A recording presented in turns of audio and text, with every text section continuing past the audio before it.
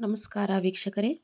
ಇಂದಿನ ವಿಡಿಯೋದಲ್ಲಿ ನಾವು ಮೊನ್ನೆ ನಡೆದಂತಹ ಕರ್ನಾಟಕ ಟಿ ಪರೀಕ್ಷೆಯ ಕೀ ಆನ್ಸರ್ಸ್ ಅಂದರೆ ಸರ್ಕಾರನೇ ಬಿಡುಗಡೆ ಮಾಡಿದಂತಹ ಕೀ ಆನ್ಸರ್ಸ್ನ ಹೇಗೆ ಡೌನ್ಲೋಡ್ ಮಾಡ್ಕೊಳ್ಳೋದು ಅನ್ನೋದ್ರ ಬಗ್ಗೆ ತಿಳ್ಕೊಳ್ಳೋಣ.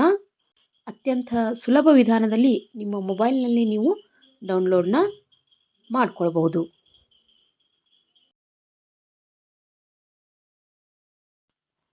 ಮೊದಲನೇದಾಗಿ ನೀವು ನಿಮ್ಮ ಮೊಬೈಲ್ನಲ್ಲಿ ಇರುವಂತಹ ಗೂಗಲ್ನ ಓಪನ್ ಮಾಡಿ, ಅಲ್ಲಿ ನಾನು ಮಾಡ್ತಾ ಇರುವಂತಹ ರೀತಿ ಸರ್ಚ್ ಮಾಡಬೇಕಾಗುತ್ತೆ.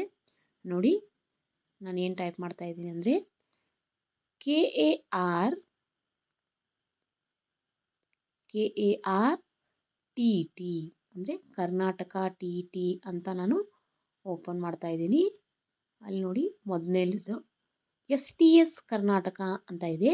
ಅದರ ಮೇಲೆ ನಾವು ಕ್ಲಿಕ್ ಮಾಡಬೇಕು. ಇಲ್ಲಿ ನೋಡಿ, ನಮಗೆ ಈ ರೀತಿಯಾದ ಓಪನ್ ಆಗುತ್ತೆ. Application for Karnataka teachers eligibility test ಅಂತ, ಅಬ್ಜೆಕ್ಷನ್ಸ್, ಪೇಪರ್ 1 ಕೀ ಆನ್ಸರ್ಸ್, ಹಾಗೆಯೇ ಪೇಪರ್ 2 ಕೀ ಆನ್ಸರ್ಸ್ ಮತ್ತು ಇನ್ಸ್ಟ್ರಕ್ಷನ್ಸ್ ಟು ಕ್ಯಾಂಡಿಡೇಟ್ಸ್ ಅಂತ ಇದೆ. ನೋಡಿ, ನಮಗೆ ಪೇಪರ್ 1 ಬೇಕಾಗಿದ್ದರೆ ಅದ್ರ ಮೇಲೆ ಕ್ಲಿಕ್ ಮಾಡಬೇಕು. ಪೇಪರ್ 2 ಆನ್ಸರ್ಸ್ ಬೇಕಾಗಿದ್ದರೆ ಅದ್ರ ಮೇಲೆ ಕ್ಲಿಕ್ ಮಾಡಬೇಕು. ಈಗ ನಾನು ಪೇಪರ್ 1ನ ಮೇಲೆ ಕ್ಲಿಕ್ ಮಾಡ್ತೀನಿ. ನೋಡಿ, ಡೌನ್ಲೋಡ್ ಆಗ್ತಾ ಇದೆ. ಡೌನ್ಲೋಡ್ ಆದ ತಕ್ಷಣ ನಾವು ಓಪನ್ ಮಾಡಿ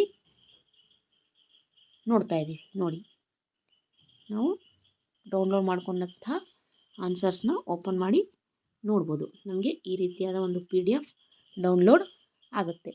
ಪೇಪರ್ 1 ಹಾಗೆಯೇ ಪೇಪರ್ 2 ಎರಡನ್ನೂ ಕೂಡ ನಾವು ಡೌನ್ಲೋಡ್ ಮಾಡ್ಬೋದು. ಹಾಗಾಗಿ ನಮಗೆ ಆನ್ಸರ್ಸ್ ಬಗ್ಗೆ ಏನಾದರೂ ಅಬ್ಜೆಕ್ಷನ್ಸ್ ಮಾಡೋದಿತ್ತಂದರೆ ಇಲ್ಲೇ ಆಪ್ಷನ್ಸ್ನ ಕೊಟ್ಟಿದ್ದಾರೆ. ನೋಡಿ, ಅಲ್ಲಿ ಇದು ಪೇಪರ್ 2 ಡೌನ್ಲೋಡ್ ಆಗ್ತಾ ಇದೆ. ನೋಡಿ, objections to KRTT 24 key answers ಅಂತ ಇದೆ. ಅಬ್ಜೆಕ್ಷನ್ ಮೇಲೆ ನಾವು ಕ್ಲಿಕ್ ಮಾಡಿದಾಗ ನಮಗೆ ಅಪ್ಲಿಕೇಶನ್ ID ಹಾಗೆಯೇ ಡೇಟ್ ಆಫ್ ಬರ್ತ್ ಕೇಳುತ್ತೆ.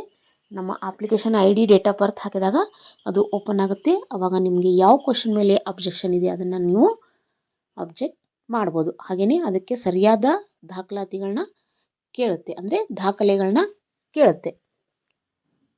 ಅದನ್ನು ನೀವು ಎಲ್ಲ ಅಪ್ಲೋಡ್ ಮಾಡಿ ನಿಮ್ಮ ಅಬ್ಜೆಕ್ಷನ್ನ ಹಾಕ್ಬೋದು. ನೋಡಿದ್ರಲ್ಲ ಫ್ರೆಂಡ್ಸ್, ಅತಿ ಸುಲಭವಾಗಿ ಮೊಬೈಲ್ನಲ್ಲಿ ಯಾವ ರೀತಿ ಕೀ ಆನ್ಸರ್ಸ್ನ ಡೌನ್ಲೋಡ್ ಮಾಡ್ಕೊಳ್ಬೋದು ಅಂತ.